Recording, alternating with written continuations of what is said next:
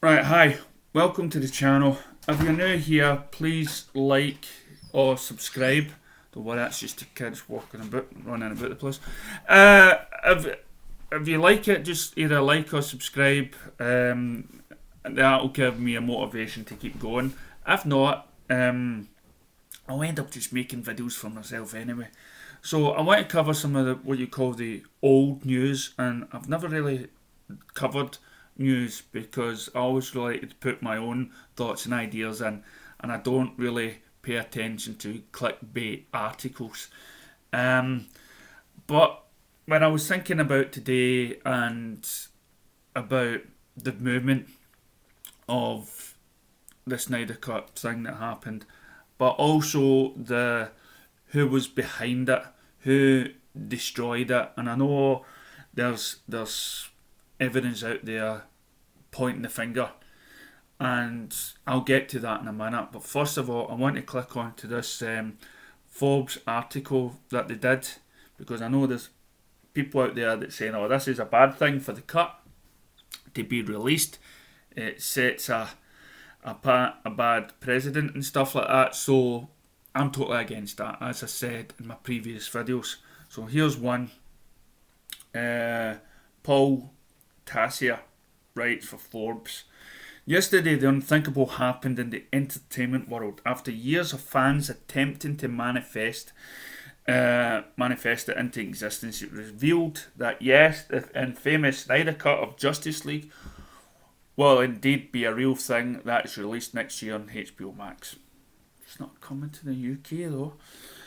The news was broken during a live rewatch of Man of Steel with Zack Snyder and was pushed out by Warner Brothers Comms and exec shortly after. This was real. This was actually happening. The Snyder Cut has achieved practically mythical status over the last 2 years. Fans routinely flood social media with "release the Snyder Cut," and while some are just passionate, others can go a bit overboard, attacking anyone who thinks the idea is dumb or saying that the Snyder's past two DC movies were also not great, or attacking Warner Brothers executives or the sub and director like Joss Whedon directly. But the most pressing question of all was whether or not the Snyder Cut actually existed at all. And this is the fans, okay? Sorry, man, this is a bit itchy. See, fans, they've got the right to moan. Right, they've got beforehand we didn't have an outlet. Okay, we would like talk to people in the street and everything else. Because of social media, if you're a fan of anything, okay, you'll become protective. You'll become passionate about what comes out. It's like Sherlock Holmes books. A few years now, when they were first killing off Sherlock Holmes, and the fans cried out. Okay, this is a public forum. This is what it is. This gives ideas to film studios. Wait a minute, even if it was negative or positive, word gets out, people are interested. Right? Technically, it didn't really. Technically, it did not really. Snyder was forced to leave the filming of the original Justice League when his daughter tragically died. And Joss Whedon stepped in to finish the film. The legend has it that Snyder's original film was much darker and a more light-hearted final Whedon production. However, we know that the truly finished Snyder Cut, his new project is taking an additional 20 to 30 million worth of budget, resembling the old crew and maybe some of the actors to finish the effectively new film. In other words, no, the Snyder Cut wasn't just sitting in a locked vault of Warner Bros. Somewhere, as many seem to believe. One narrative I am seeing emerge from this whole situation is that it sets a bad precedent for other entertainment productions, that a focal fan movement can badger a director or cast or studio into rebuilding something they hate. We had especially the same conversation in the video game world when fans rallied against the ending of Mass Effect 3 until ultimately it was added to an alternative new chapter was made and released, softening the harsh blow that was the original ending. That too cited the bad precedent, as yet ME3, like the Snyder Cut, are unique situations we are unlikely to see repeated often.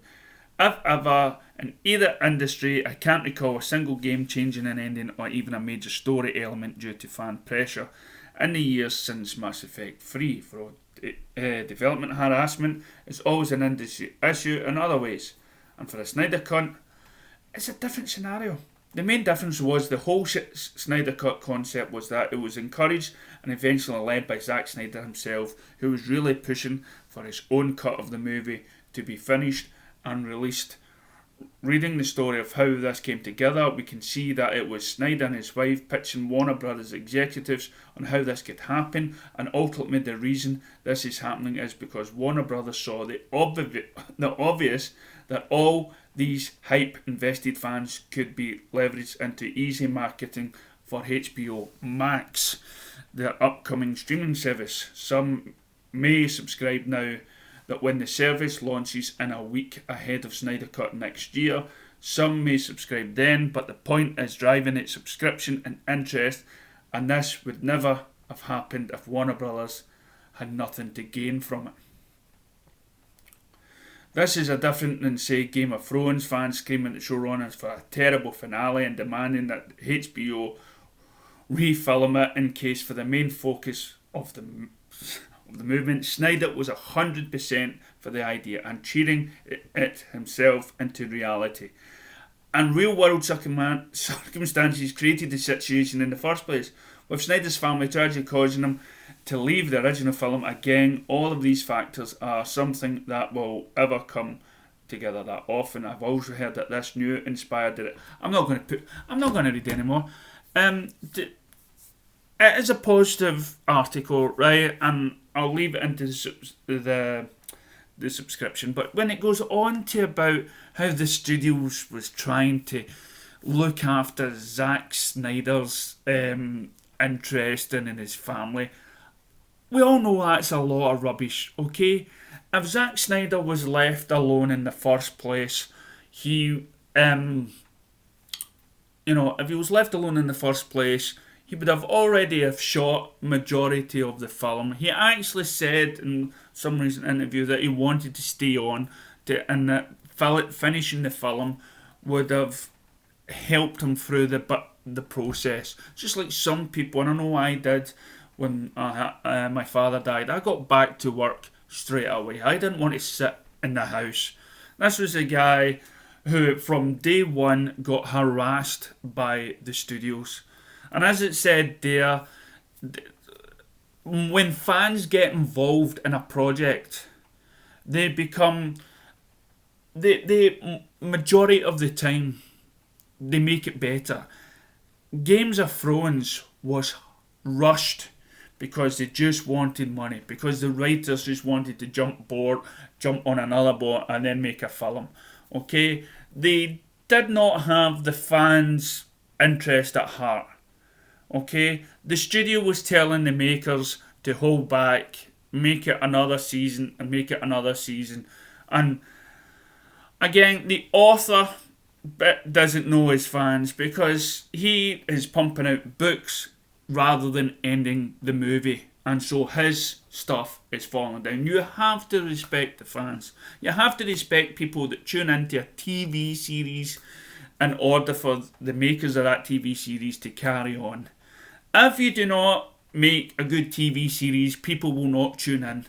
People will have the issues about the bad character development or how they treat the characters. That is their given right. And for Zack Snyder to be treated the way he did, which I'll be moving on to right now. Now, I am a big fan of Geoff Johns. And I know there's YouTubers out there like Green Lantern 214 or something like that. I can't remember his number. Who is defending him and stuff. And I've bought his books. I love his idea of the characters. And when I saw his episodes in Smallville, I thought, yeah, Geoff Johns would be a great addition to the team. But the more I've read about Geoff Johns and the handling behind it all, I personally have started to believe, because I really have seen him. I saw him in interviews with Kevin Feige, and I could understand the man's drive. He wanted to be another Kevin Feige. So this was an article from the Cultured Nerd. We're talking about some history, Zack Snyder, Geoff Johns, and the fall of the DCEU. And it says Zack Snyder is actually confirmed the article on Vero. He basically liked it. So for as long as fans remember, there have been reports about Geoff Johns and his influence on the Snyder Cut and then Snyder's exit from the Justice League project and the numerous issues dating back before Man of Steel, as fans of DC and supporters of the movement to release the Snyder Cut. This is the story so far. Don't worry, I won't bore you to get most of it. And anticipation of the pitch Superman reboot, DC brought in several writers to pitch their concept for the film. Grant Morrison, Geoff Johns and Mark Millar. These concepts vary in style and tone, some aiming to evoke the nostalgia and the heart of Dawn of Superman's films. I love them, but listen, how many times has Batman moved on to different incarnations? Why can't Superman? We've got to get away from Christopher Reeve's Superman and reinvent him, which I believe he did in Man of Steel. Richard Owens. Well, other pitches included a Dark Godfather-like take on the character in a similar vein statistically to the Dark Knight trilogy. When the pitch is eventually made for Man of Steel, Warner Brothers ditched the aforementioned pitches. This is turning point, because many of the aforementioned writers to hold grudges and later speak out against Man of Steel publicly. Of course, you know, it's like somebody spitting the dummy that these writers who believe that they own the character because they didn't get to somehow bring their idea of Superman for, they're going to just put this down no matter if it was a great movie or not. And those people that love those writers or the stories, they'll just agree with them and jump on the bandwagon. Christopher Nolan, credited with helping write the story on which Man of Steel screenplay was created, had Zack Snyder translate his vision on the big screen. Concerns against the film made by Geoff Johns and like the other writers drives Nolan to instruct Snyder against letting any outsiders enter the film sets. The film is ultimately released to mixed reviews as both Snyder and Nolan continue to follow their intended vision. This vision is stated in comments made in Vulture article, sidelined Geoff Johns and Diane Nielsen during development, leaving them marginalised creatively. Johns and Nielsen agreed with the ultimate grittier take on Superman's portrayal in Man of Steel, with scenes of mass destruction and the final battle's execution of General Zod.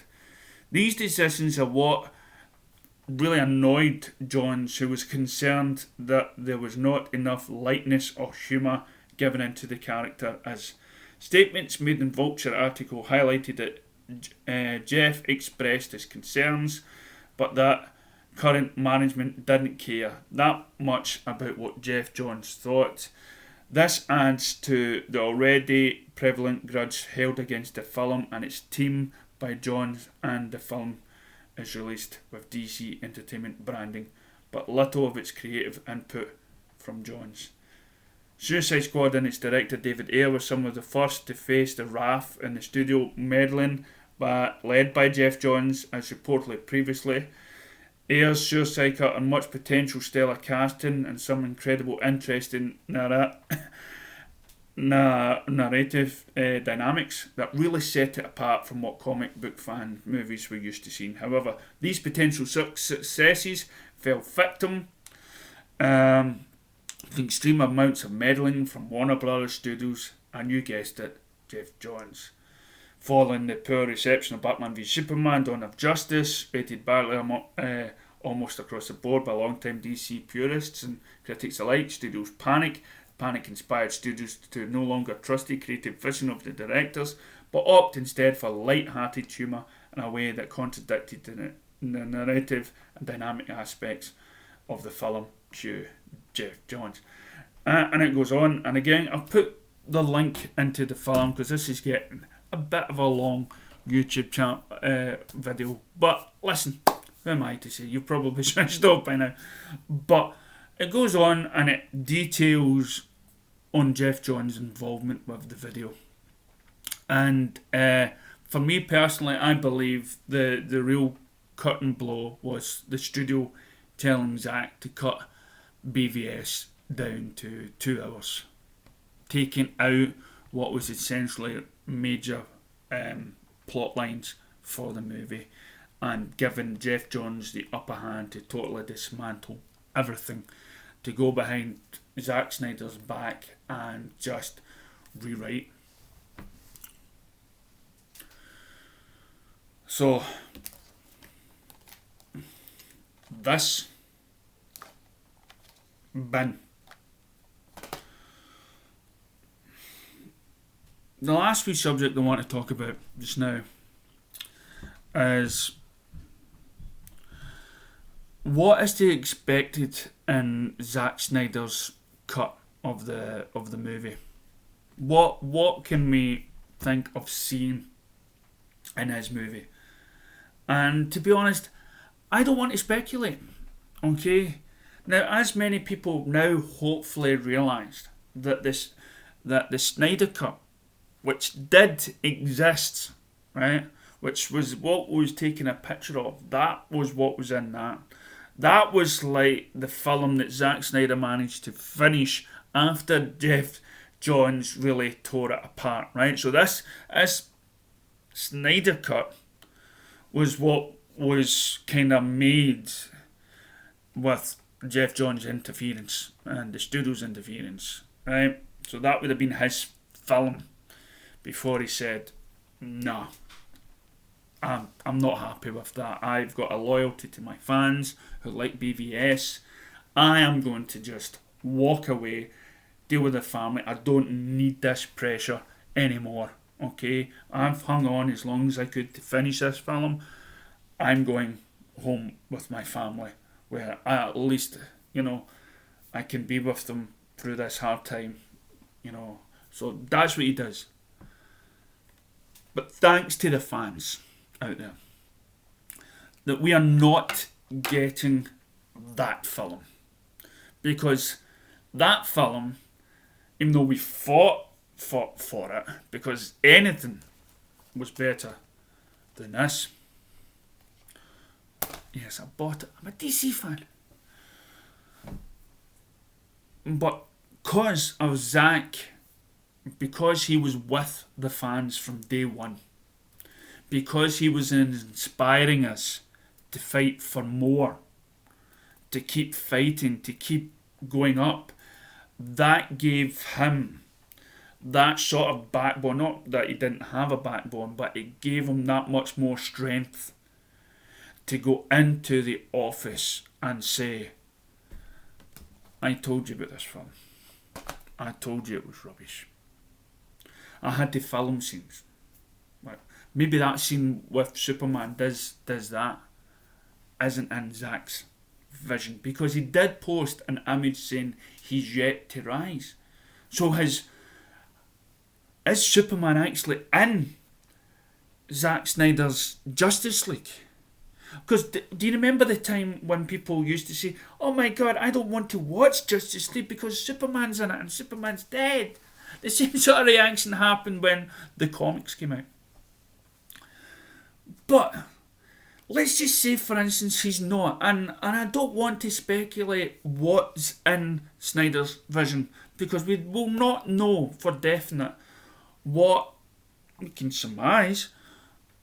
His overall vision for the movie. He has posted a lot of clues and hints and whatnot, but how it ties together, who knows?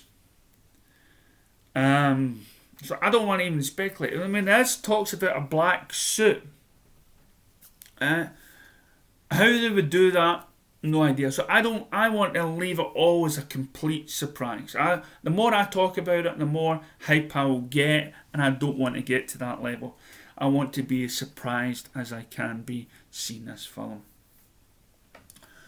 So we gave Zack Snyder that ability to go into that office and demand the Snyder Cut. I can use this and I can use that. But I want what I originally planned to do. I want this 4-hour film, and I'm going to turn it into a series. A series. If this is going to be the last Justice League movie by Zack Snyder, the last story of Zack, I want as much as I can. I want it like a thicker box. I want it like that thick, with each disc having so many extras, so many making of this series, even putting an extra of the documentary of released the Snyder Cut. I'll be surprised if certain people aren't mentioned into getting that film on board. And so for those people out there that have a problem with the film, then and for it being a film, for it being a series and not a film, then I believe you've not been fighting the right fight. We want something that's been approved by Zack Snyder. And what we're getting is, not only are we getting something that's approved by Zack Snyder, we're getting more hours worth of Zack Snyder. We're going to have something that will build up to a great series that people will want to get. Because let's face it, not everyone on the planet can sit through a 4-hour film. But cut it down, put cliffhangers on the end, and it's done. And so again, I don't want to speculate what's going to be in the film. I'm going to just defend this DCEU. I am going to be wanting more of this DCEU. The recent news states that the HBO is taking films from the DC films out of the system, and I think what I believe is happening is they're going to let other studios like Netflix and whatnot have their films. I don't know why all streaming services can't have these films all at the one time, and then it'll come back to them, because I believe HBO, if you ever do a DC selection like Disney has the Marvel and Star Wars and stuff like that, I believe HBO Max should have like just a scene, a category for DC movies, and just keep it there, because I would sign up for it. A whole channel in HBO Max dedicated to DC, anything DC. Sign me up, take my money right now. But let's be honest, we want the Ultimate Edition on that. We would want the Suicide Squad Ayer cut on that. Forget this, the old, build the channel, build the HBO Max to the only place that you can watch really good, director-driven DCU films. And for those people that didn't like Zack Snyder, all I can say is one day you will wake up and you will realise how great and what an opportunity we missed out on to build a universe that was so different from Marvel. Yeah.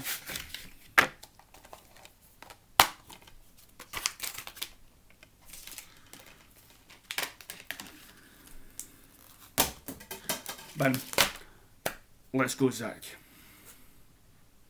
Thanks for watching. Please like and subscribe.